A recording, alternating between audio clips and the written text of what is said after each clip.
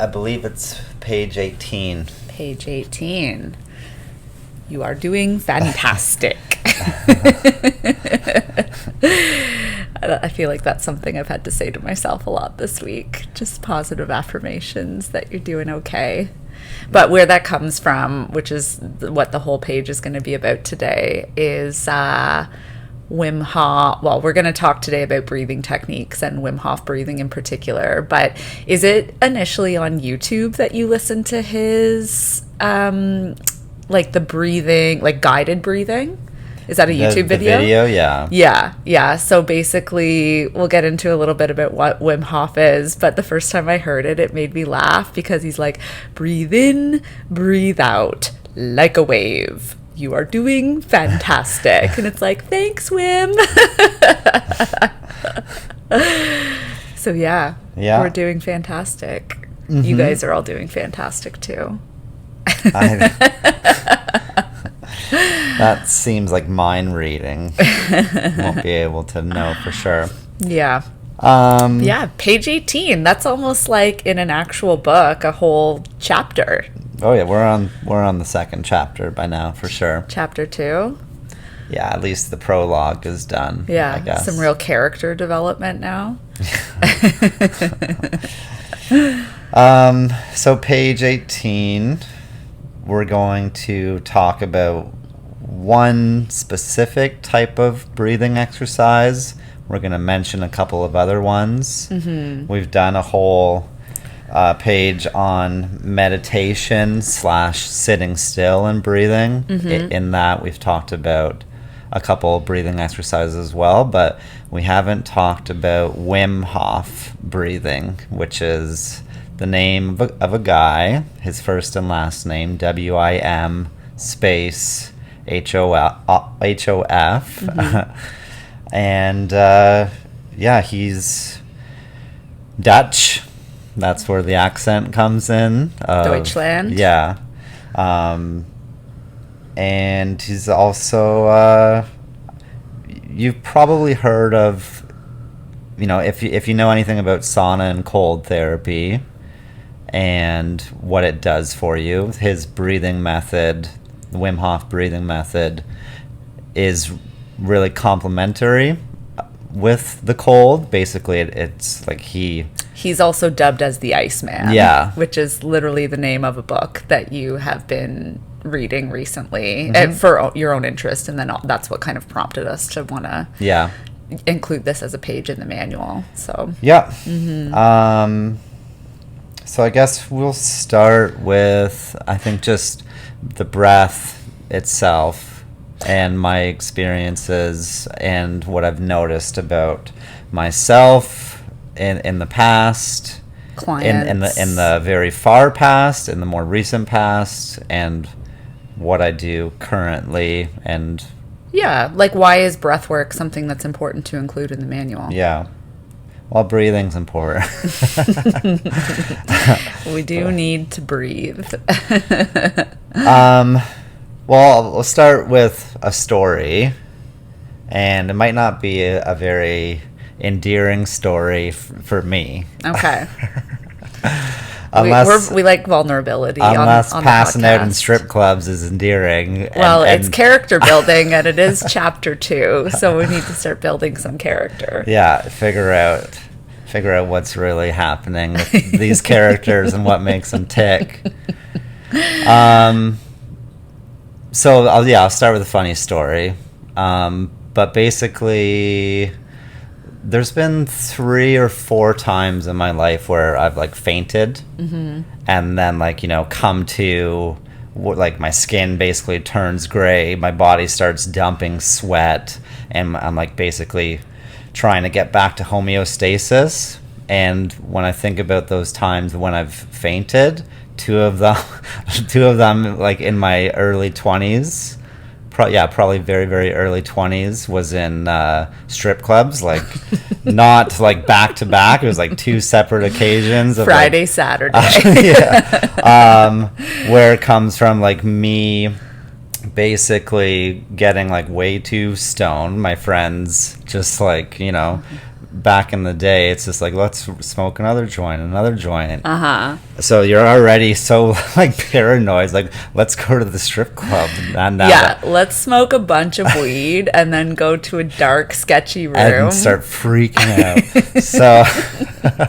So good idea. When that happens, like a lot of people with, certain types of substances in their body, they kind of go into shutdown mode. Their breathing gets short and shallow if it's weed, and a lot of people get paranoid with weed, but a lot of that is like their breathing goes to shit. So anyways, I was early 20s.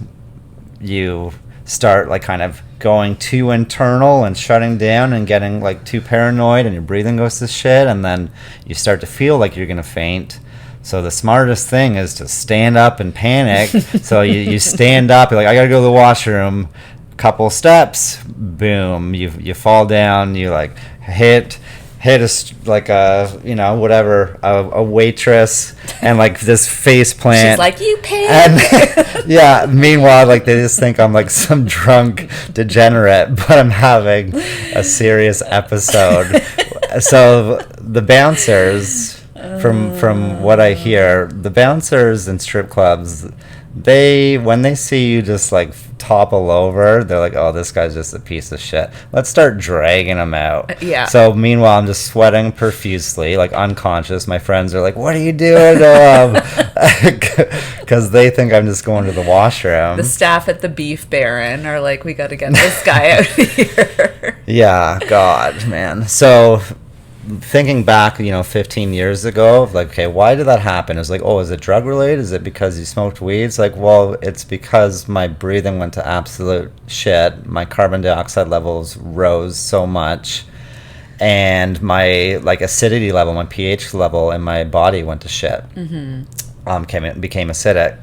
So your body goes into shutdown mode. It goes into reboot mode, where it basically lays you flat on the ground, dumps a whole bunch of sweat, and slowly reboots.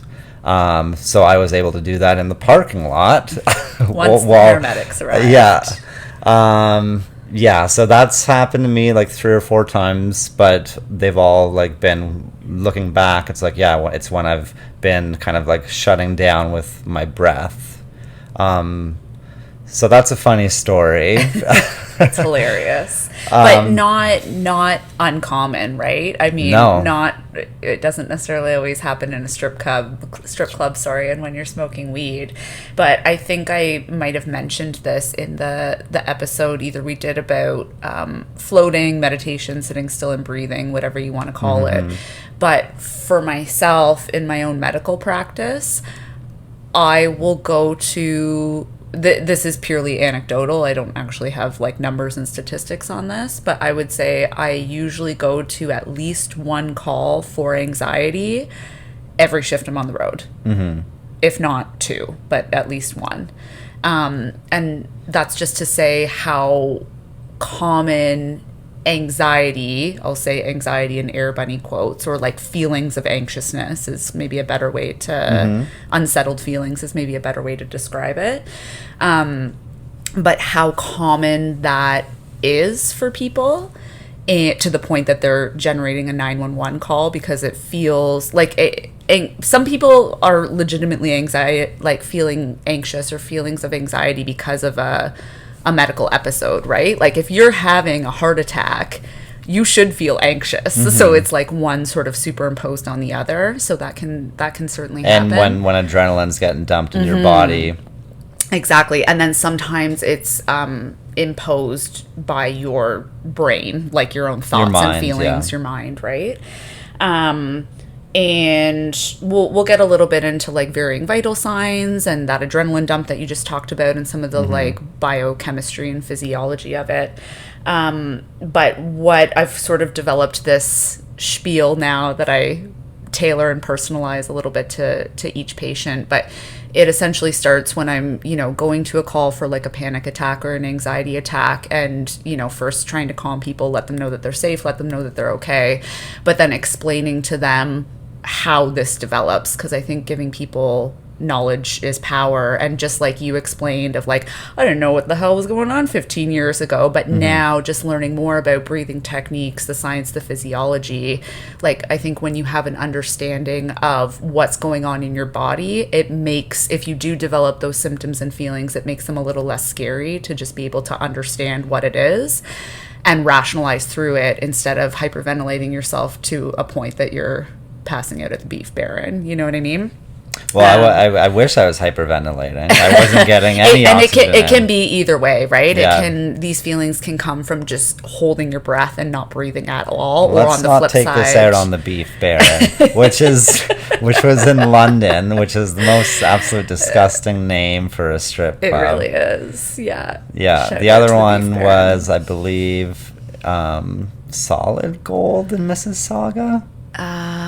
It wasn't. Yeah, something gold. I'm pretty sure. I've done yeah. calls there in the past as well. Yeah, but my friends, like, it was with the same group of friends, so they're probably like, "What the hell? We're trying to have a good time," and Johnny just keeps Passing sweating out on profusely and passing out, and we have to leave. And all that's to say, also part of that can actually be drug induced, right? Like drugs can bring on anxiety, whether that's alcohol, weed, like sympathomimetics or HB, like whatever you're doing, that can also bring on actual like physiological alterations that do just naturally change your blood pressure and your heart rate. Yeah.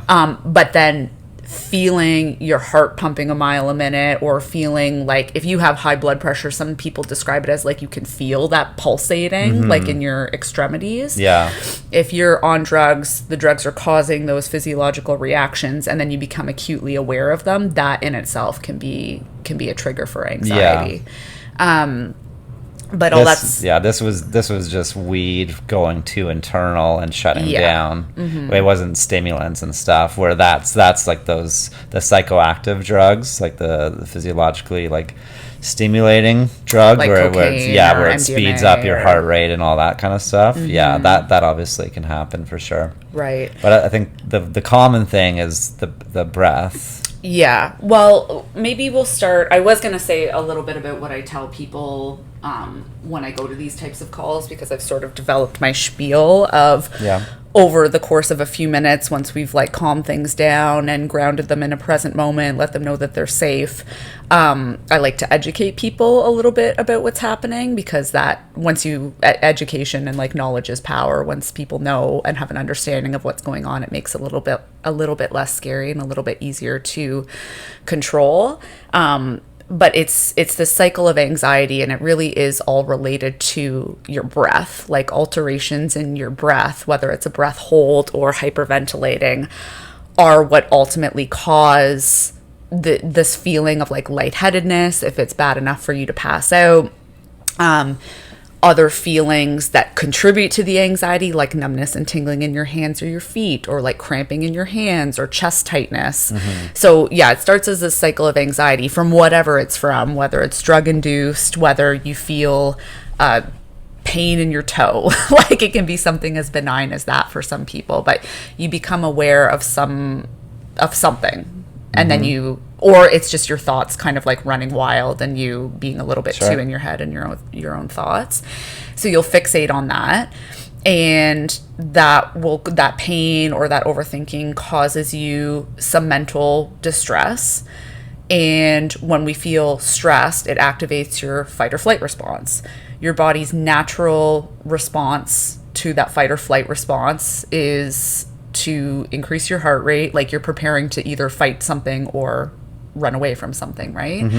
So how do we prepare for that? Your heart rate goes up, your blood pressure goes up, your breathing, your respiratory rate goes up to try and get more oxygen in to fight or prepare for this like adverse event that's about to happen, right? Adrenaline's released. Your pupils dilate, adrenaline's released, your digestion slows down, which is why some people feel like GI upset, like they're going to throw up, or nauseousness, or whatever the case is. And then you become aware of any of those other symptoms, like, oh my God, well, first it started with my toe hurting, but now I can feel my heart rate pumping. What's that all about? And then you focus on that. And then it just spirals and cycles of like more fixation, causing more stress, causing more adrenaline dump, causing increase in symptoms, to the point that what I find most of the time is people, more so than the breath hold, are hyperventilating, or they're taking like rapid, shallow respirations. Very quick, rapid, shallow is the big one, and then this is where, I swear this is all going to come together, but this is actually where the Wim Hof breathing is similar-ish. But when we talk about Wim Hof, we'll talk about how you can sort of like harness that breathing to work for you, instead of when it's this dysregulated, rapid, shallow breathing, how it's working against you. But basically, when you breathe fast enough for long enough, you're actually changing the chemistry of your blood. So when we consider something like, if you were to take a blood draw, an arterial blood draw, while all this was happening, like if I take a blood draw in the hospital of, say, a ventilated patient, you take this blood, you put it in the machine, it spits out a bunch of numbers, and it will spit out your pH, which I think most people are familiar with, like the acidity or alkalinity of your blood, right? What dictates that is your CO2 levels, your carbon dioxide levels, so it'll spit out that number, your oxygen levels, your O2, and then it throws in some other numbers too, like your SpO2, which is like a finger probe level of like what's being measured in your blood, and your base excess and bicarb, some other things that we don't necessarily need to get into. But the three big numbers are your pH, your CO2, and your O2. And what happens is if you breathe fast enough for long enough, you're blowing off CO2. Like the normal, for most normal, healthy people with normal lung physiology and all that, is between a number of like 35 to 45 millimeters of mercury. And if you hyperventilate, if you breathe fast enough for long enough, you'll blow that down to like 30, 25, 20 if you do it for long enough. And what that actually does, in most parts of your body, we'll get into the different parts in a second, but for most parts of your body, it causes vasoconstriction of your blood vessels, which is what causes that numbness and tingling in your hands and your feet. You do it for long enough. I've actually seen people have like little pterodactyl hands where it's like, and it starts to like cramp up. It can cause headaches. It can cause dizziness, that you're getting vasoconstriction in those cerebral arteries in your brain, which is what causes those feelings of like lightheadedness, dizziness, feeling like you're going to pass out, dry mouth. And yeah, so it creates this whole cycle of anxiety. So all that's to say, there's some vital signs or some vital sign parameters that we don't necessarily have full control over, like your heart rate. Like your heart rate's going to be beating whether you like it or not. You can't be like, all right, heart, just don't beat for the next like 2 minutes, right? It's under autonomic or unconscious control, where your heart's going to be beating no matter what. Your blood pressure is going to blood pressure no matter what, barring some, external circumstances, like if you have a massive hemorrhagic bleed, or, Well, you're not be able to take control over it. You can't control over it, right? Your body is also going to breathe whether you like it or not, again, barring some circumstances, like if you have a opioid overdose and you're shutting down your drive to breathe and things like that. But your respiratory rate really is one thing that is autonomically controlled by your body, but you can also consciously control. And that's really the key to control. If you can control that, you can have some control over your other vital signs. So that's kind of like the gateway, or like the Trojan horse to get into controlling other vital signs and making yourself feel better. I suppose it's the only vital sign that you can turn off the autopilot and take control of it for periods of time anyways. And then by doing that, you get to also take control of the entire system, right? The autonomic nervous system, which we'll get into all that stuff. Is there any? But is there anything else you want to say okay. about that? Yeah, that's just kind of an intro, and I guess just an explanation of like why the breath is so important. And just, like anything, the more you know, the more you know, the more we learn over time. There's like so many more studies coming out, information about breath work, whether you take a course or not, whether you just listen to podcasts, watch YouTube, like you can take ownership to learn a lot of this knowledge on your own. If you are somebody that struggles with like panic disorders or anxiety, even if you're not and you just want to learn how to be like more focused, more grounded, less stressed in your day-to-day, like breath work is key. And I think why we're including this as a page in the manual, or what we hope to accomplish by including this, is, again, we're just two people on the internet talking about shit, right? Like talking about things that we find interesting and what we've learned. We're not neurobiologists, we're not psychologists. But I think just from our own individual experiences, we found how breath work has been so valuable, both in stress management and focus. And if this prompts you to, you know, even if this just plants a few seeds today of like, that's interesting, maybe I should look up more about this, or I'm interested in looking up that Wim Hof video and being told that I'm doing fantastic, then that's what we hope to accomplish today. And I think we're both passionate about just it being a page in the manual towards being like living a, you know, your best, healthiest, most peaceful life, I suppose.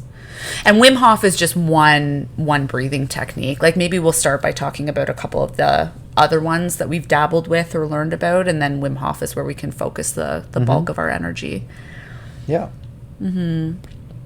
Yeah, I would say that along with like 6 human needs, when like the things that I feel are most important and valuable for people to know and to apply, I would say it's like 1 and 1A is like 6 human needs, and now Wim Hof breathwork, breathing method,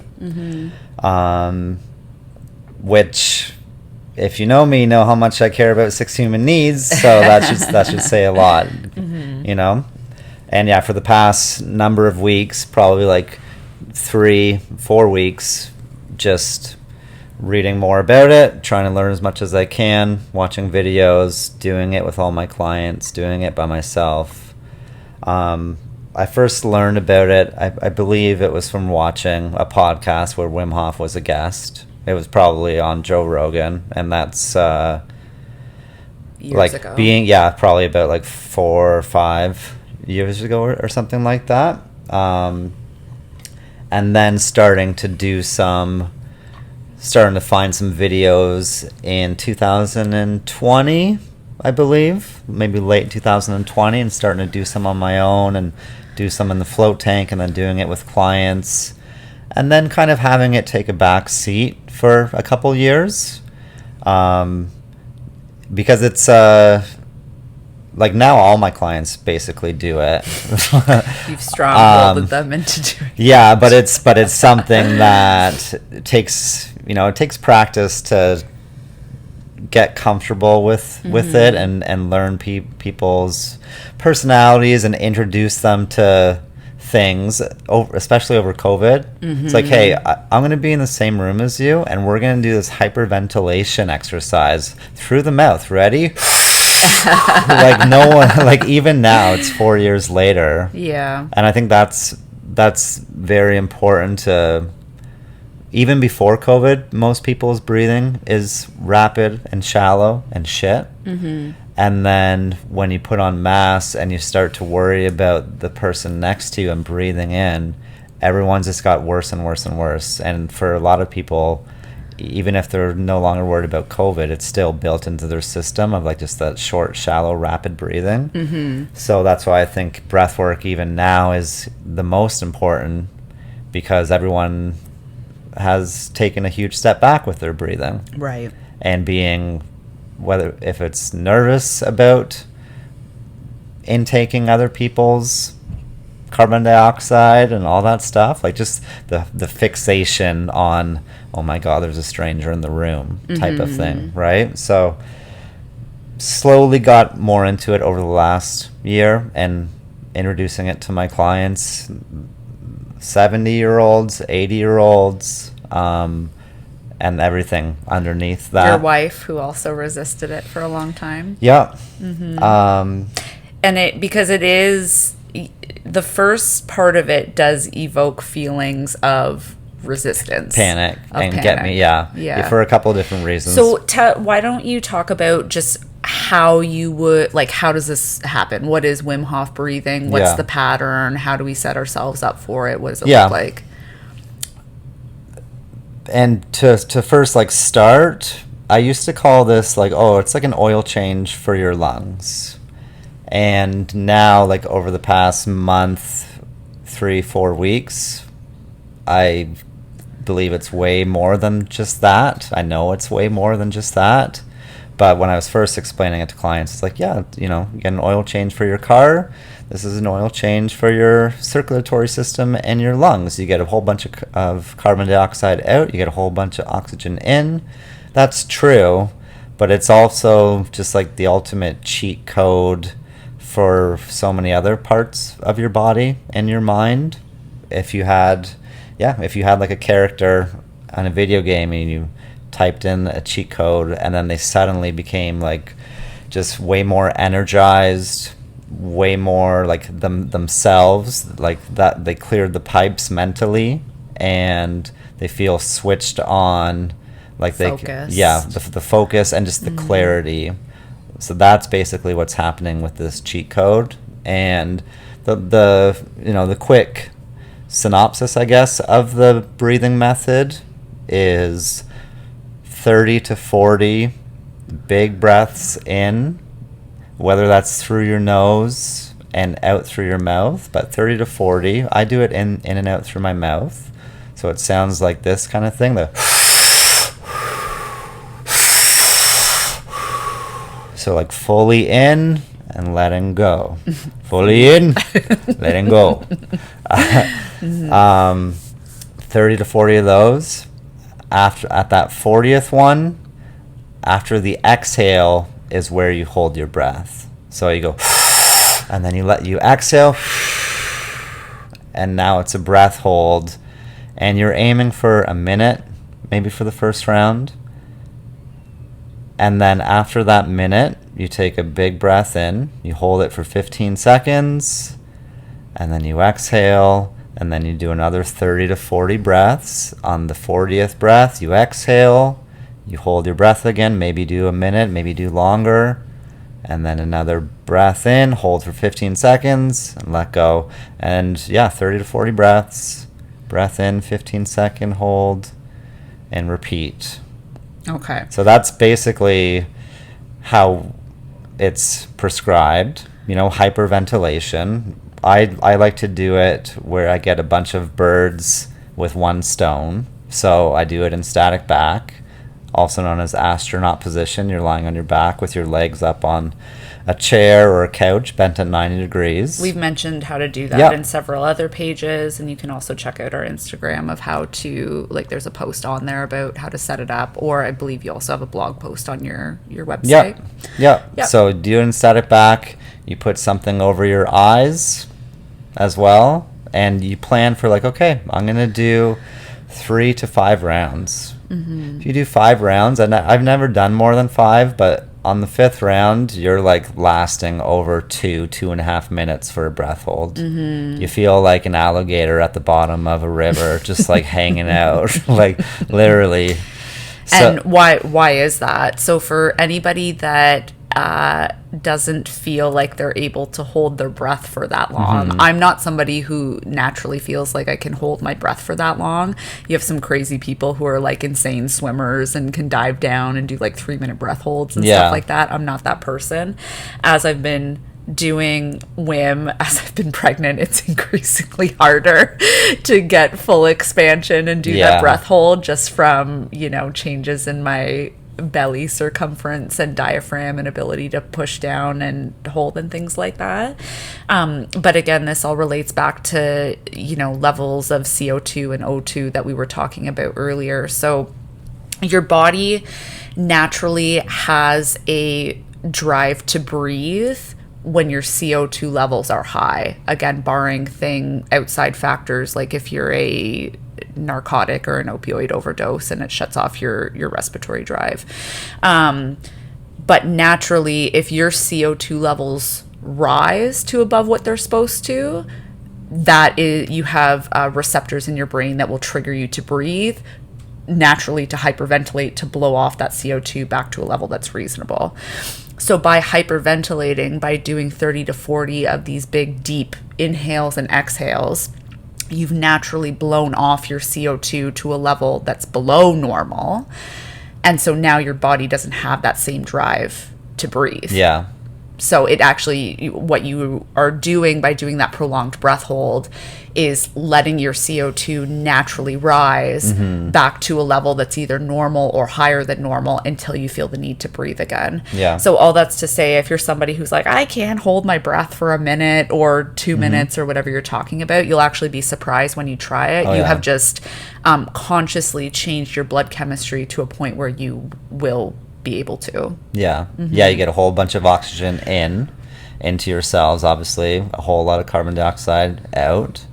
And yeah, for the first round, it's like the breath hold is not like, a life or death type of thing. I should say to begin with, like, you don't do this in the car unless you're parked, probably. Like, at least for your first few times, you're not going to do it in your car. Don't do it near water. I'm doing it in my car now, but you're not going to do it in the shower or a bathtub or a puddle, because shallow water blackouts do happen. Like, people have died doing hyperventilation stuff and being in a pool. Like, you don't want to do that. Set yourself up in a nice, safe environment by either laying on the couch or, as we recommend, in static back. Yeah. Nice, safe environment, because it will evoke feelings of tingling, dizziness, panic, which we'll get into in a moment why that happens.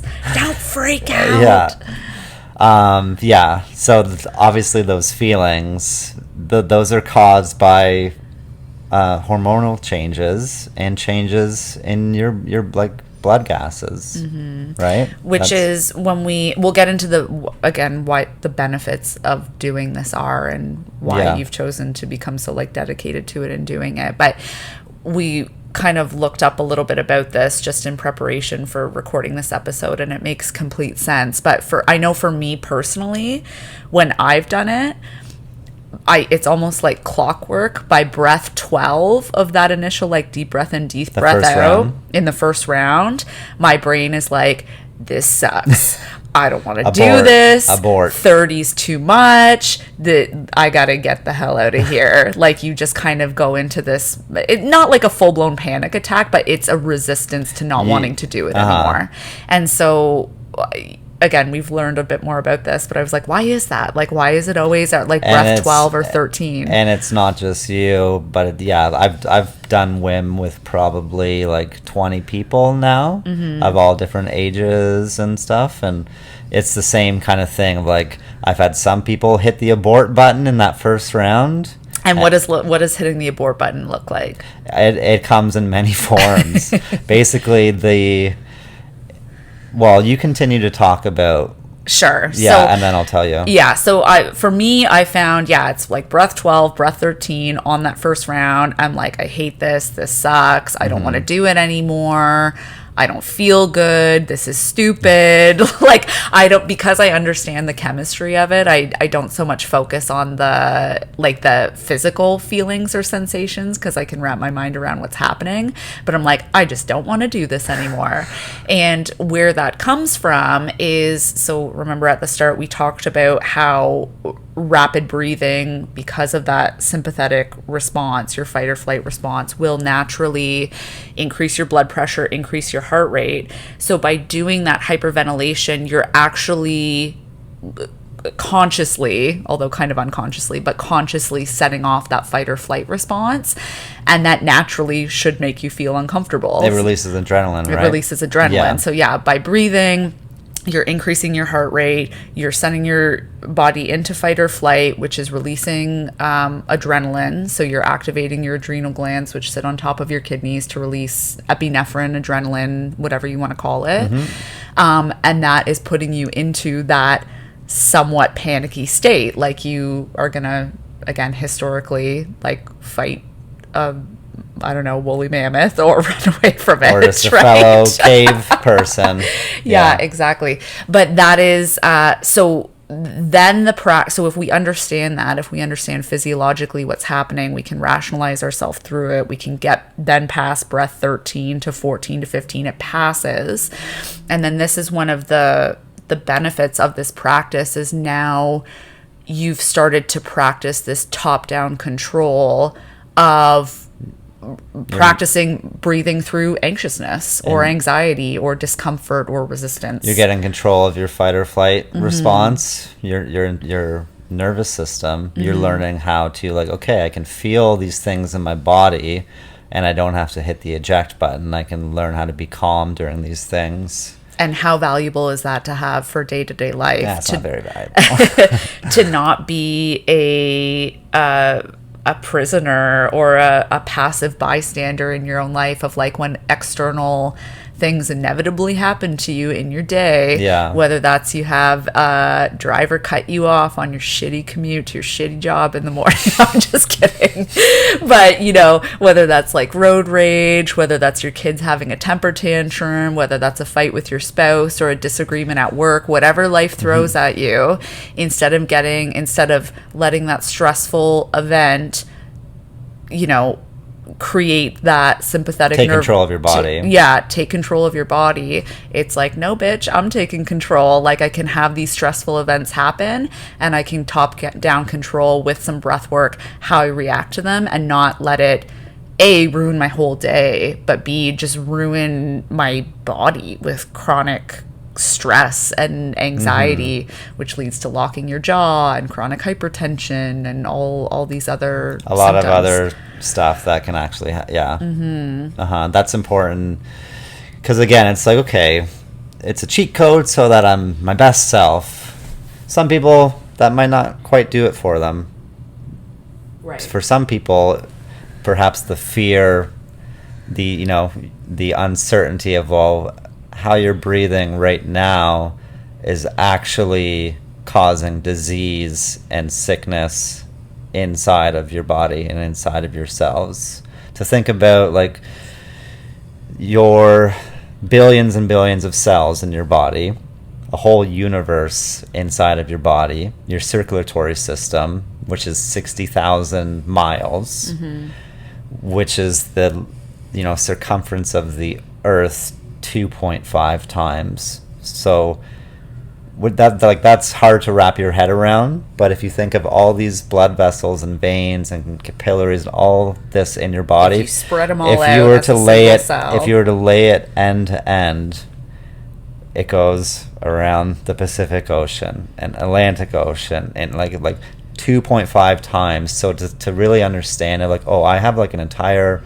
universe in my body that I can impact through breathing, and you're already impacting it if you're doing it in a shitty way. You're doing it unconsciously. Why not do some learning and take conscious control of it? And to realize, like, oh, my breath does impact my hormones. It does impact if I'm in just a constant cortisol surplus, because adrenaline is more of the short term.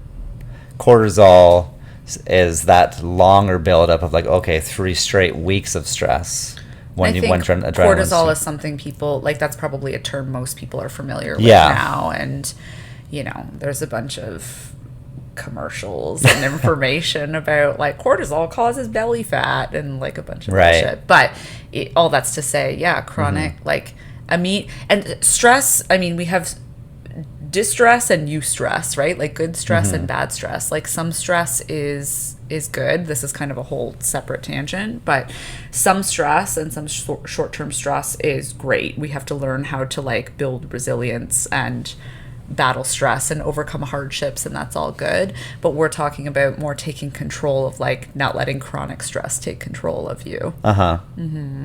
Yeah, so there's studies, again, like, I can't explain all this stuff because I don't have a photographic memory. So we'll include some resources and some Yeah. titles of books and some YouTube videos. But there's some things where it's like, okay, this should be shared to help to get you on that same page of like, wow, this can help me, not just mentally and spiritually, but physically and deep, like physiologically in my cells. And a great study, which there's more and more studies proving that this method does allow you to take control of your autonomic nervous system, is Wim being injected with E. coli, with an endotoxin, and 25 other people being injected with that same thing, and everyone else becoming ill and throwing up and feverish, and Wim doing his breathing exercises, being able to take control of his immune system, which is part of that autonomic nervous system, to not cause that same response. So many different studies and so many world records of doing a marathon bare-chested above the Arctic Circle in like minus 16 degrees with no shirt and running for 5.5 hours. Being able to do that, where scientists are like, no, you're going to die. Being able to go up Everest in shorts. Okay. Hilarious visuals, pictures, if you want to look and then that up. teaching it to people. He would go up Kilimanjaro with many different groups of people who have MS, arthritis, rheumatoid or osteo, all these other kind of conditions and diseases. Like autoimmune disorders. Yeah, and being able to get everyone up Kilimanjaro in like record time, like a day and a half versus 4 or 5 days average for everybody else, of just being able to take control of your pH levels in your body and your autonomic nervous system, and keeping your cells full of oxygen. So world records and a bunch of studies have helped to finally like spread the word here, because he's been doing this. He's in his late 60s now, and he's been doing this from, I believe, his early 20s. His early 20s. And cold exposure and going into cold water is a huge part of his method. We're going to talk a little bit about that, but more so just the breathing part. So we've talked about what that actually looks like this protocol of how you set up that breathing. And again, we can probably include that YouTube video in the notes of just if people want to do it guided for the first one, like how you would set yourself up and actually take you through that protocol. And then we've talked a little bit about the science, I guess, of like pH levels, carbon dioxide levels versus oxygen, why it causes some of those feelings, why you're able to do that prolonged breath hold at the end of a cycle.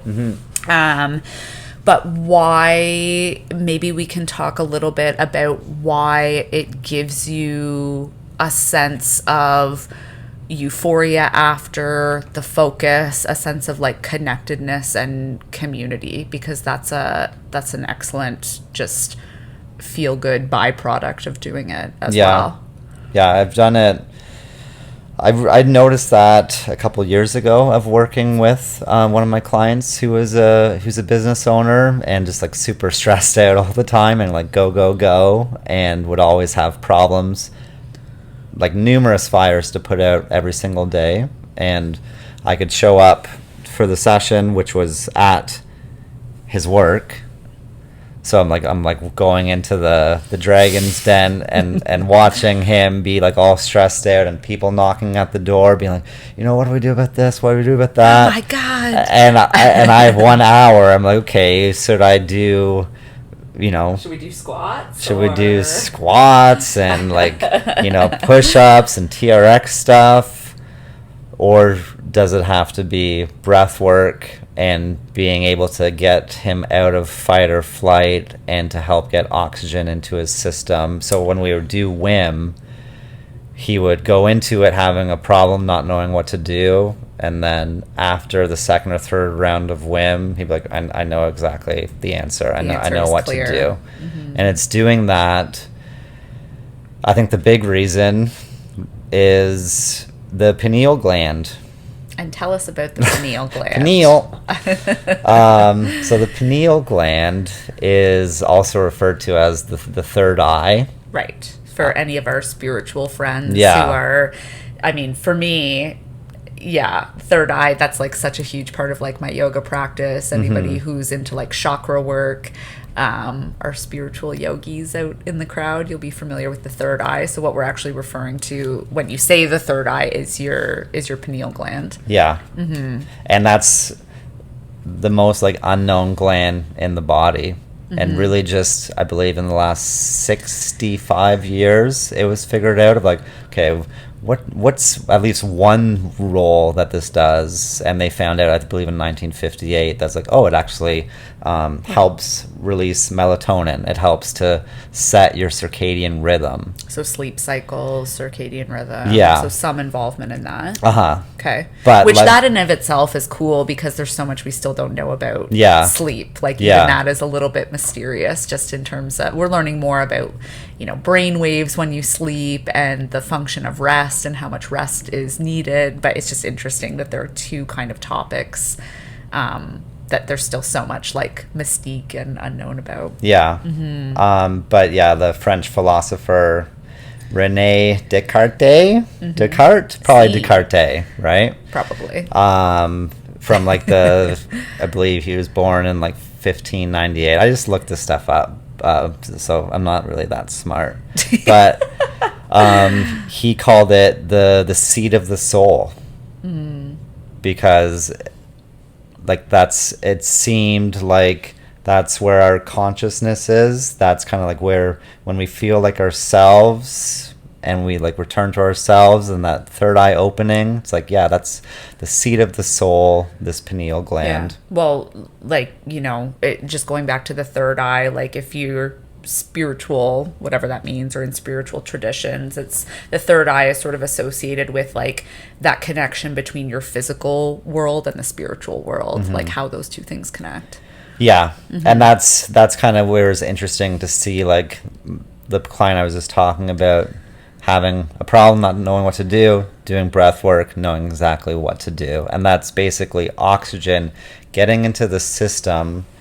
And I'll just read from my book here, but it's hypothesizing that much more oxygen enters the pineal gland by doing this technique, by doing Wim Hof. Yeah, so it's basically stimulating that, creating more like electricity there. More energy. And then it kind of like opens that gate between the conscious and subconscious, like that kind of tip your tongue, like I don't know what I should do, but my unconscious mind knows what to do. And that's where that like stimulation of the pineal gland is hypothesized. Maybe it's been proven now, but this book is 6 or 7 years old, so obviously new stuff can emerge. Right. But that's where when you're doing this exercise and you're done, like the third, fourth, fifth round, and you get some of like that like ear ringing or like seeing like some like visions, because if you have your eyes closed and something over your eyes, you're gonna kind of see some like dark probably shapes and stuff like that, spots, light or colors, and almost like electrically charged, like if you know Mortal Kombat and Raiden. To our male listeners, to our male nerd listeners, but like just feeling like electrically charged, that's basically what's happening as your pineal gland is getting stimulated. Interesting. Yeah. And again, there's so much that's unknown about it. Like we don't know. I'm certainly not doing research on the pineal gland, but I think one thing we can both offer is like our individual experience with just meditating and doing this and doing Wim Hof breathing and static back. And I know at times when I've done it, I get this feeling, which I think I've also kind of, because I'll do this sometimes in the float tank. If I do it at home, I'll do it in static back. There have been times where I've done like a couple rounds in the float tank as well, and it sort of helps with achieving this feeling that I believe I described in the floating episode, but like of untethering.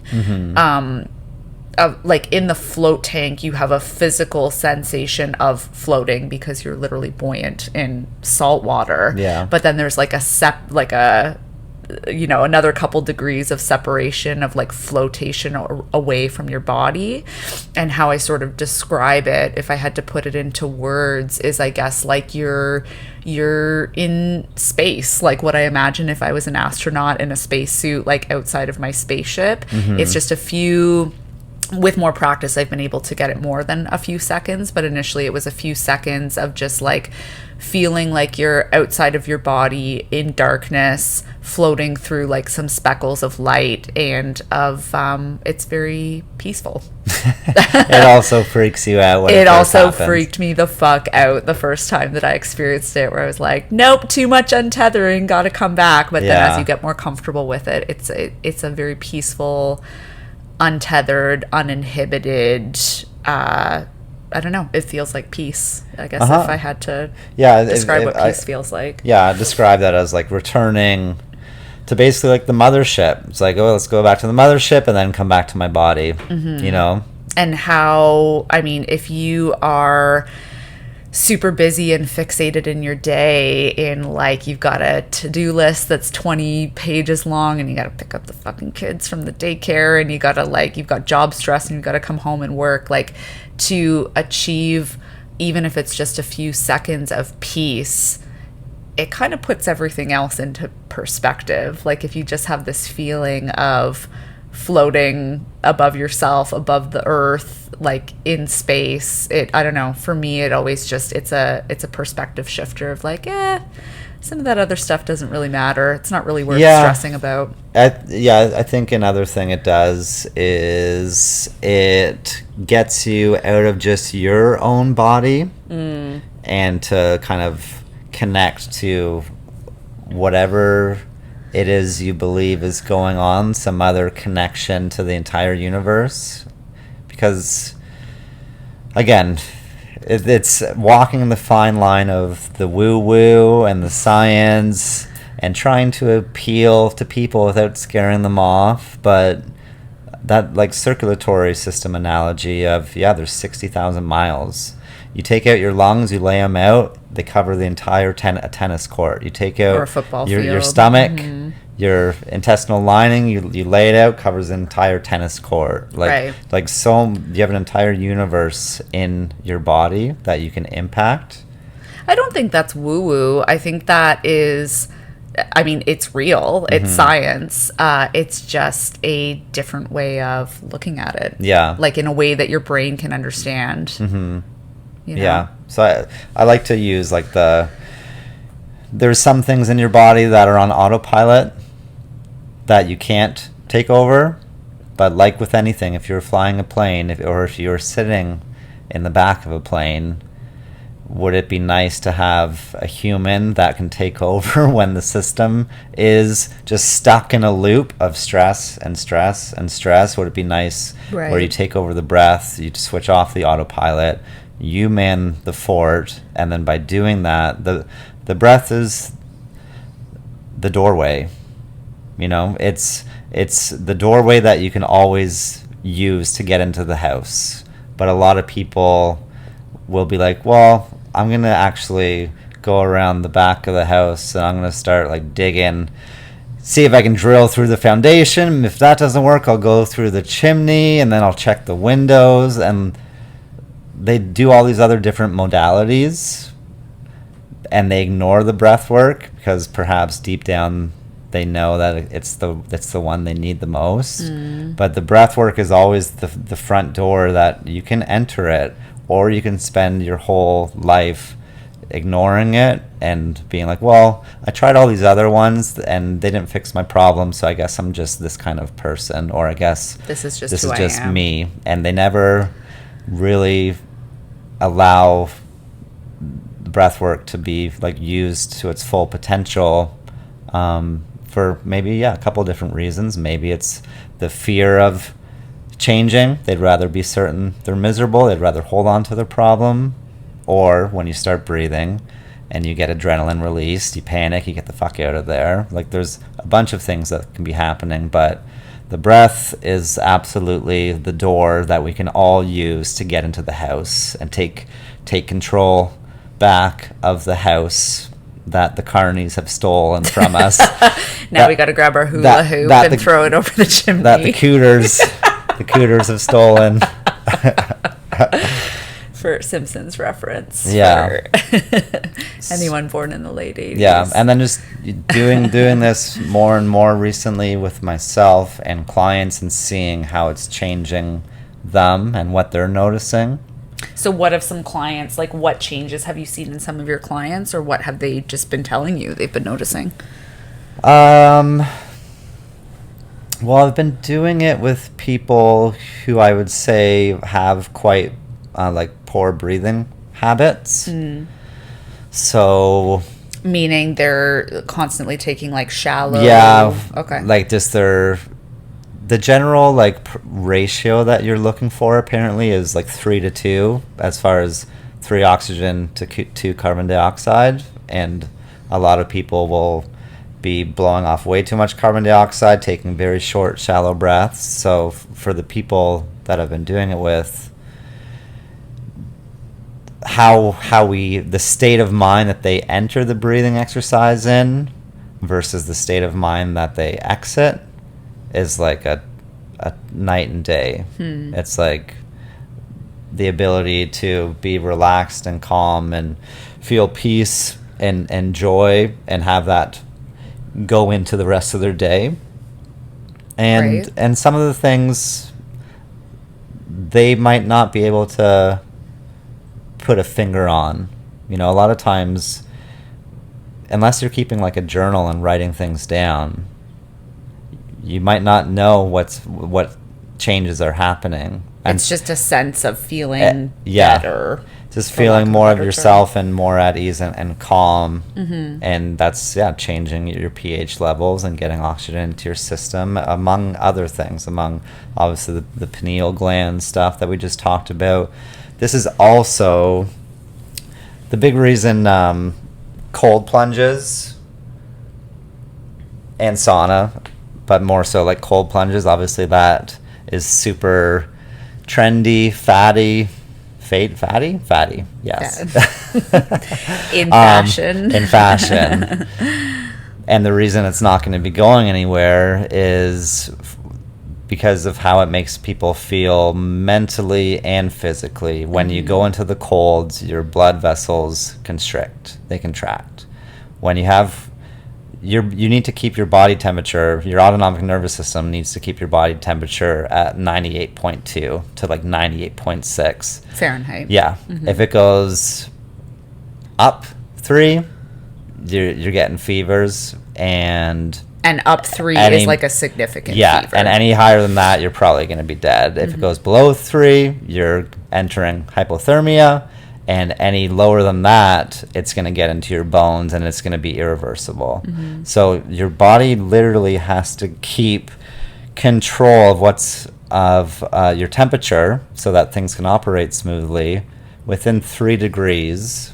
So that includes when it's hot outside in Texas. That includes when you're in the ice water in Canada or Norway or Finland. So when you go into cold, your blood vessels constrict so that the blood can stay around the actual most important organs. No one cares about your pinky toes. No. It's about your heart and your liver and your lungs and your brain and stuff, right? So it's basically constricting those, and then when you stay in there for a minute, 2 minutes, and you breathe through, and then you get out, it dilates again, and it's like doing push-ups for your circulatory system, constricting, dilating, constricting, dilating. So when people go from hot and cold, sauna, cold plunge, the like a main huge benefit is what it's doing for their circulatory system and how much it's helping their heart. Another part is that dopamine release. When you get into cold, when you do that pain, dopamine is released, I believe, the same amount as doing cocaine, 2.5 times. But unlike cocaine, this dopamine from the cold plunge sustains about 3-4 hours, where cocaine, from what I've read, it lasts about 10 to 20 minutes, and then you start chasing the dragon over and over and over. So people are helping their bodies, and they're feeling way like mentally supercharged because of that dopamine, norepinephrine release, that adrenaline release. It wakes you up. So that's why cold and sauna isn't going anywhere. It's just going to get more and more. And perhaps Doug Ford will even open up another one and save the world, as we all know he's trying to do. That's we don't want to get too political about the spa that's going into Ontario Place. Perhaps we've misjudged him. Yeah, perhaps. Perhaps. So that's also what the Wim Hof breathing method does as well. It constricts. Yeah, imagine now if you're doing both at the same time. Yeah, well, that's why it's like that. The cold therapy is half of what he does. And he certifies instructors. He does retreats. Obviously, you know, there's a lot of people we follow and celebrities and kind of leading the charge in health and mental health that believe in cold plunging and breathing exercises. And yeah, it's not going to be going anywhere, but it's been around. That's the thing. It's been around for so long. It's just sometimes the best things take a long time to catch on mainstream. Especially when it can seem so simple, which the breathing, it seems so simple. But I think deep down, many of us know that, like, okay, this is the answer. I need to do this stuff. But we resist it for whatever reason. I don't have time. Yeah. So when you do them together, when you combine those, again, the breathing method, it's learning how to control your nervous system, how to control your fight or flight system, and it's improving your circulatory system. So when it's complemented so well in the cold and in the heat, because you get to be comfortable in these fight or flight responses of get me the fuck out of here. You can take control. Yeah, you can take control, and this is the way in. So that's I don't know, just another way of explaining it. Right. So we've gone over Wim Hof. Now, if you're gonna do, say, a full 3 rounds, which I know you said you've done up to 5. I usually do 3 rounds at a time. When I do it, sometimes only 2, but that's gonna take probably 10 to 15 minutes, right? Yep, 15 minutes. So if people are genuinely like, I'm resistant to dedicating that much time to it, I don't have the time, I can't get through that first round, it's too uncomfortable, I've got to build up to it. What are maybe some other shorter duration or more immediate breath techniques that could help people if they're feeling stressed in a moment to get out of it? Yeah. The Wim Hof stuff, Andrew Huberman described it as when you're offline, you can do work. You know, like Wim Hof, which, you know, if you're going to do the 3 to 5 rounds, it's going to be 10, 20 minutes. If you're doing it in public or in a meeting, you're going to look crazy. You know, people are going to be like, oh my God. You're going to be walked off the property. You know? So that's when you're offline. You do work before you start your day. That's when it's recommended to do it at the start of the day so you can get all the benefits, and before food so that you're not full when your digestion shuts down. When your digestion is not, again, that's part of the parasympathetic nervous system, right? Digestion. Yeah, well, by doing this rapid, like, hyperventilation breathing, you're putting yourself into fight or flight, which shuts down your digestion. Yeah. And then when you're in your parasympathetic, like your rest and digest, it's also called, that's when digestion is optimal. But yeah, so maybe don't eat a massive meal before you go and do Wim Hof and then shut down your digestion for a short especially period of time. You're trying to expand your whole body with breathing and that kind of thing, but it's you're going to get the best benefit. Again, you can do it whenever as long as it's safe, right? So if you can only do one round and it's at lunchtime or at night, like, again, doing it, as Wim says, breathe, motherfucker. There's literally a chapter in his book called Breathe, Motherfucker, because he's seen so many of these abort buttons, so many of these reasons of why people can't do it. I don't have this, it makes me feel panicky, I can't do 3 rounds, my mouth gets dry. It's like, great, breathe, motherfucker. You're going to go in through your nose, then you're only going to do 1 round, you're only going to hold it for 30 seconds. Any starting point is great. So yes, we should all be able to do at least 1 round. Absolutely. But what if you need something more? Like, are there any other breathing techniques? If, like, for example, we were together with friends last night for dinner. They have 2 small children, and our one friend, as we were sort of discussing doing this podcast today and breathwork in general, was like, what can I do in like 30 seconds when I want to strangle my child? Tell me. So that would be referred to as online, online tools. What can you do online where you don't have 20 minutes offline is ideal, but just if people are looking for tips and tricks of something that's quick and more immediate that might not yield the same, blood chemistry effects and all that, or access to the pineal gland that we're talking about, but just to, if we're at a 10, how do we bring it down to like a 4 so that we can just think more clearly in a moment? Because again, what can happen? You get into a stressful situation or annoying situation, your breathing goes to shit, you start tightening up, adrenaline gets released, you start getting more and more agitated, you make decisions, and you do behaviors, and they are not good, that are not good, right? So a very easy, quick thing is the physiological sigh, which I believe we've talked about before, but basically it's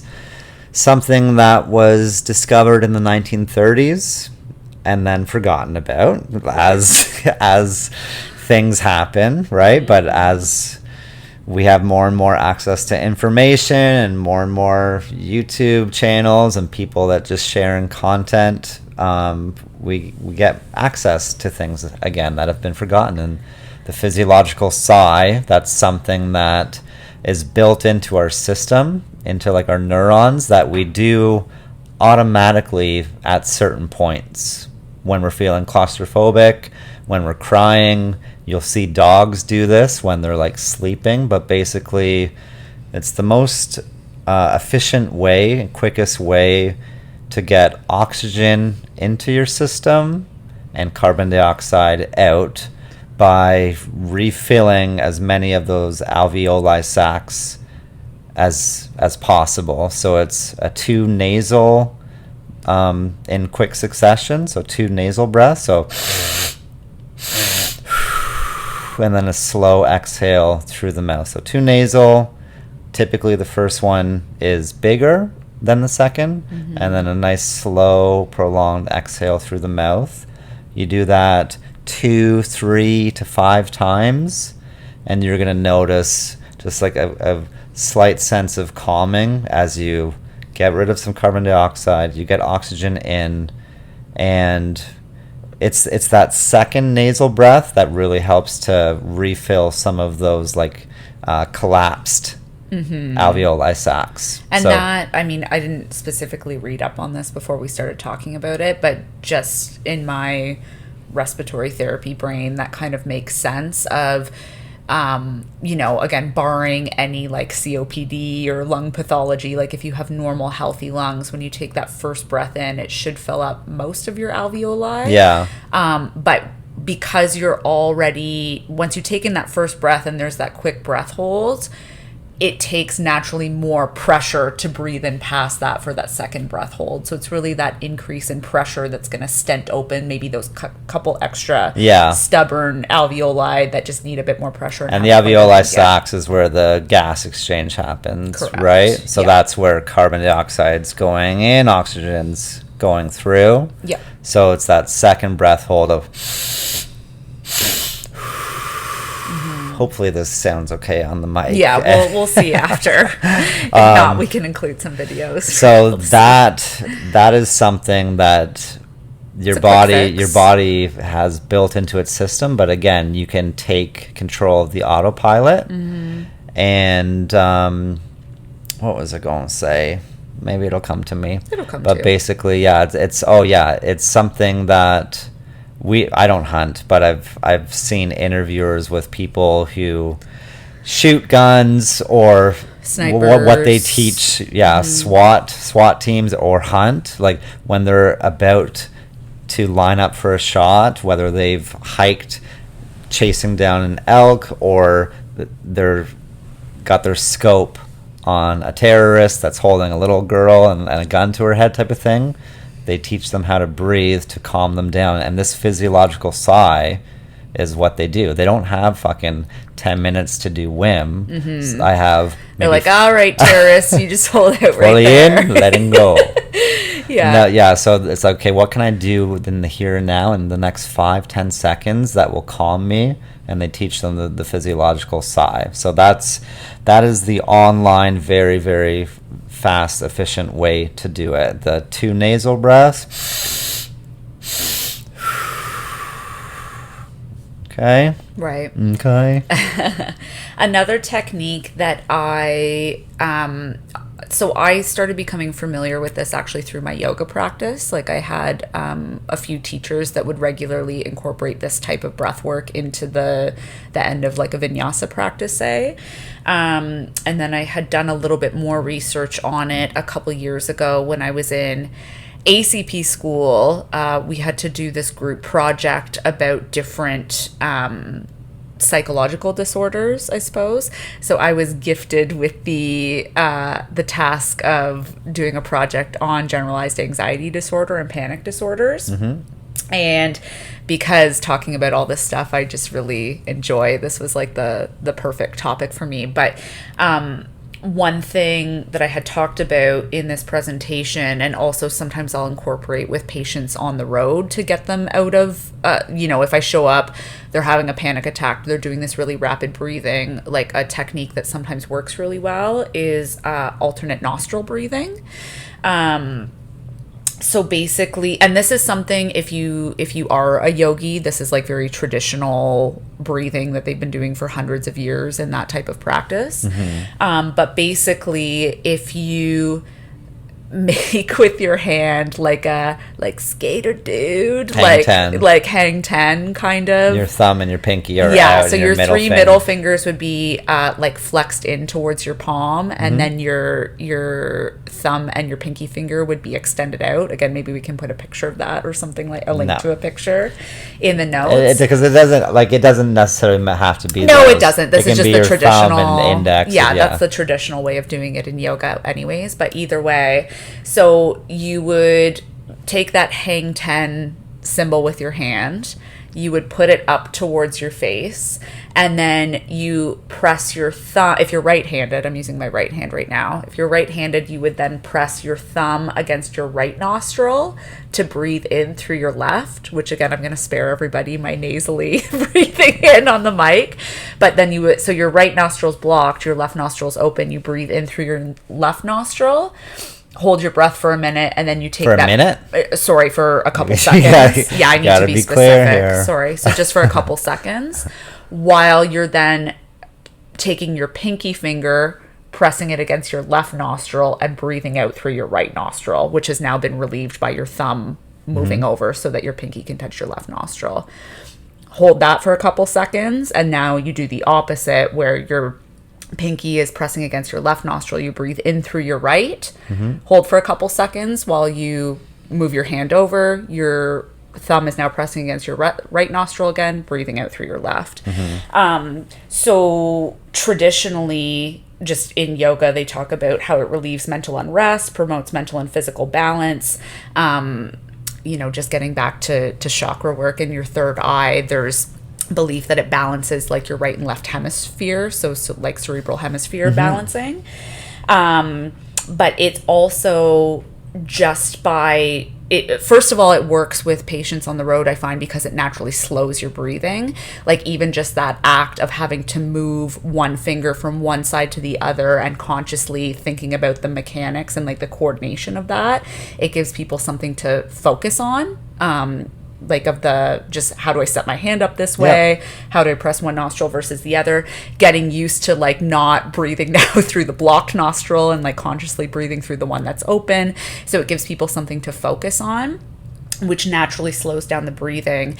And then this is something else we haven't gotten too much into yet, but that slowing of breathing and to some extent those breath holds can activate your vagus nerve, which is really important. So you're just really important in calming and relaxing in general. Stimulating that to shut down fight or flight. So your vagus nerve is one of your cranial nerves. So your 10th, I believe it is, cranial nerve. It's VAGUS. Yes. And has nothing to do with Las Vegas, but it's basically the same pronunciation of Vegas. Vegas is actually the opposite stimulation of your vagus nerve. But basically, when you do this alternate nostril breathing, it has some effects on stimulating your vagus nerve, because your vagus nerve that comes off of your spinal cord, right? So that central nervous system, it actually flows through your chest and then through your diaphragm into your gut. And so as your diaphragm expands while you're drawing in like that belly breath from this alternate nostril breathing, your vagus nerves get stimulated, which then you get acetylcholine, which is a neurotransmitter release, which activates your parasympathetic nervous system. And your parasympathetic nervous system is this one of these neurosystems we were talking about earlier that's the opposite of your fight or flight system. It's the brake. It's the brake. So it's associated, or what people will call it is like your rest and digest nervous system. But if you're talking about somebody that's like hyper anxious, their heart rate's fast, their blood pressure's up, they're breathing too fast. Now we've slowed down the breathing through this technique. We've activated our vagus nerve, that will automatically trigger your heart rate and your blood pressure to lower, which then again is a cycle of instead of the cycle of anxiety which amplifies all those things, this is a cycle of like depression through this vagus nerve, which kind of depresses everything and makes you feel more calm and relaxed. Vagal tone is kind of the phrase for having good vagal tone, the ability to control your fight or flight response, right, and to diminish it, right. And again, you can do that if people are willing to do it with me. I usually try and do it for 10 rounds, so like one in and out of each nostril would be a round, or 10 reps, I guess you could say. But even like start with 5, see how it goes, right? Both with the physiological sigh and the alternate nostril breathing, it doesn't have to be for a set number of repetitions or breaths. Like just start and kind of see how it goes. And I think naturally what you'll find is you just will notice responses that either prompts you to want to keep doing it, or the whole point of bringing these techniques up is takes you out of that immediate stress, anger response to at least give you a few more minutes to think more clearly. Yeah, a little more space, a little more clear-headed type thing. So just to clarify, the alternate nostril breathing, however you are closing your nose. I mean, even just breathing in through your nose. Slows things down. Some people can't do it. Hopefully you all can, but that's the generally way more healthy way to do it, not only for purifying the air getting in and warming it, but for your teeth and your jaw. If you're a constant mouth breather, there's a better chance that you're going to have teeth problems. Just with your jaw having to always be on and those muscles working overtime, and lack of humidity of the oxygen drying out your mouth. So however you're plugging your nose, you don't have to jam the nostril shut. Just like a nice gentle closing, because when you push too hard against it, then you're going to have to breathe in through it again in like 10 seconds, and it might be still a little bit like closed or tender. So just a gentle closing, in through the left, out through the right, in through the right, out through the left, in through the left, No, not right. So just like kind of that wave of forward and back and forward and back. Absolutely. And yeah, there's some good science in there. There's some, yoga traditions for thousands of years based in there as well. And trying to find that happy median of how much woo-woo is acceptable, so that you don't ignore the science, I guess. Well, we like woo-woo up in here. I personally am a bit woo-woo, but a lot of this stuff, if you, again, hopefully you take some information from this page, and it's a sort of a springboard to do your own research into what breathing techniques interest you, what works for you. Like everything is going to be a little bit different for every person. But there is science to support these things, and there's just more and more of it coming out every week, it seems. So yeah. Anything else you want to add about Wim Hof or breathing? Probably just a recap, because for doing Wim Hof, I also do like that vagus nerve stimulation. Yeah. And that's through the Valsalva maneuver. So I'll explain a little bit of that. Sure. Just to give the complete, we'll include a couple videos of Wim talking you through it. There's this one YouTube video that I'll use for everybody that has over 80 million views in 4 years. So a lot of time, it's a little bit popular. It's obviously getting more and more popular, which is great to see. But just a recap of how to do it, and also that vagus nerve stimulation that can help control your fight or flight response even better. So getting into static back, putting something over your eyes, 30 to 40 big inhalations and exhalations, fully in, letting go. It should sound like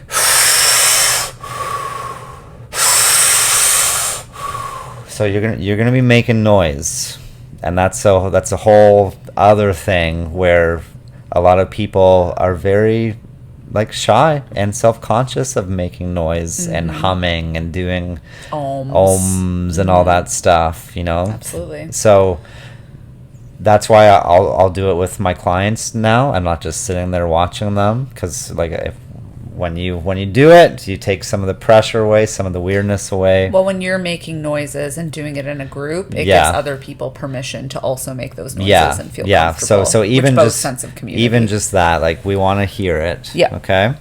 So those 30 to loud and proud, y'all. 30 to 40 full breaths. When you do that final exhale, it's a breath hold. So you're exhaling with not air, or you're holding with not air in your lungs. You do that until you feel the urge to breathe. You take a big breath in, hold for 15 seconds. And this is where, I didn't mention before, but that vagus nerve stimulation, where when you're doing that breath hold in the 15 seconds, that's where you start to build up some pressure in your pelvic floor. Think of bearing down, like you're pushing out on the toilet kind of thing. That's literally what it is, though. So you start to build up pressure in your pelvic floor, and then into your stomach and in your abs, and then you keep going up. You think of a volcano that the lava is building and then shooting through the top. So it's basically pelvic floor pressure, pelvis, abs, stomach, chest, and then through the top of your head. And you're slowly building that pressure up over the 15-second breath hold. And then you exhale, you feel all kinds of fucked up. You're like, oh my God. And then you repeat. So that's doing that Valsalva maneuver without plugging your nose. You don't... I know when you're on a plane, a lot of people have maybe heard of it for a plane to clear your ears when they're popping. There's medical reasons to do it too. Like if people are in certain tachydysrhythmias before you give medication, you can actually use this to lower heart rate. So when you're doing it for the Wim, you don't have to plug your nose. You just slowly build that pressure up, and think of that volcano that starts in your pelvic floor and goes up to your head before it blasts off. And then you go on to round 2, and then round 3, And yeah, if you get to round 6, let me know. What happens Let me know over what there. happens. I haven't got to that level yet. And to realize, again, like you said, that first round, adrenaline's starting to get released when you start to hyperventilate. You're hyperventilating. You're getting a bunch of oxygen into your system and carbon dioxide out. So it doesn't have to be a negative. Well, and now after listening to this, you understand it, right? Yeah, I understand what's happening. When you understand what's happening, you don't have to fear it. You don't have to resist it. Your brain can cognitively be like, okay, I'm feeling some tingling. I'm feeling some resistance. My adrenals just dumped a bunch of epi. Yeah. This is normal. Your blood vessels are constricting. My body's doing what my body's going to do. Just breathe into it, you know? Yeah. And Wim talks you through all that stuff. I didn't really get into his story too much, but very interesting story. And basically, he's dedicated his entire life to now helping people. It's a good story. Maybe we'll end on just the story about him. Yeah. Well, I'll share a funny one first. Sure. And then we'll get into kind of his birth and everything. But basically, Wim has he's Dutch. He lives in I think he has a place in Norway now, but he's from Amsterdam, and he has 6 children, 4 from one mother and 2 from another, I believe. But he was like always seen as like an insane person, a crazy dad. Okay, he's picking up his children in the winter wearing shorts. He's doing handstands in the snow while he's picking up his kids. He's also very well known for doing a breathing in this horse dance that if you Google it, you'll see. So just imagine being like a 16-year-old girl bringing your boyfriend home for the first time and your insane father. Yeah. In your backyard. Yeah. It's like, okay. So like your dad has this crazy temperature regulation and does all these seen as crazy things, you know. So for, you know, when you're a teenager, when you're in your early 20s, you're like, my parents don't know shit. I'm not listening to them. Yeah. And his daughter, even though he was doing these breathing exercises for her entire life, eventually his daughter finally agreed to try them out when she was 24 because she had a hangover. She was like a high-functioning student, and she had a bunch of shit to do, and she was hungover from the night before. He's like, please, you've been seeing me do these exercises your entire life. Give them a shot now. And she finally did them, and now like helps run his company because she's cool. Fully believes. But again, you're sometimes all the time when the student is ready, the teacher will appear. So it's okay if none of you listen or do any of this shit. It's understandable because like Wim's own family just resisted even though they were surrounded by it the whole time. Because we always talk about like, well, your kids will become you know, they're gonna not do what you say but do what you do, you know. And that might take 24 years before it finally happens. So it's funny to like hear that of like, oh yeah, I might be looked at as an idiot of our unborn baby for the first 2 decades, but eventually it'll come around. But basically, yeah, we'll end with his story of his birth, which is he's a twin. He was the second born, but you know, in the late 1950s when he was born in I guess Amsterdam, they didn't have any of like the X-ray echo, the technology we have now of ultrasounds and prenatal care. So they didn't know that there was a second baby in there. So when his mother first gave birth to Andre, his brother, they sent her back to the room, and she kept saying like, no, there's something else in there. There's something in there, and they left her alone in the room. 10 minutes, 20 minutes, 30 minutes, she kept like saying like, no, there's something else in there. Finally, she got like the nurse's attention, and the doctor finally believed like, oh, like we need to get you back into the delivery room or else this child's gonna die. There's a second child. And that was when his mom, who has told him the story numerous times growing up, is like, please God, let this child live, I'll make him a missionary. And obviously that's when you tell your child that story of like, oh, you're gonna like do something great for the world and you're gonna help the world, you just kind of get it built into your system, and he starts looking for answers. He was into yoga and meditation as like an early teenager, and just kind of went on his own journey, and finally got into the cold water and realized how it's making him feel, and started to do breathing exercises along with the cold water, and didn't have any of the science behind it. Now the science is catching up and explaining what's happening, but basically just he learned how to control his nervous system through different modalities, and practicing and believing that he was meant to be like, a missionary for the world, and not relying on pharmaceutical companies to cure all your illnesses. And the breath is something that we all have and can do. So that's why I fully believe in it, and I know how it makes me feel and what it does for me now that there's scientific studies, a lot from Huberman's lab. And yeah, just seeing how it impacts my clients too. Amazing. Breath work is free. Yeah, it's the doorway. Yeah. It's the doorway, and it can be, it's like, did anyone check the fucking front door? Because it's unlocked. You can just walk right in. That's basically what it's. Women what it never is. see the door. Yeah. Thanks for listening, everybody. And just remember, you are doing fantastic.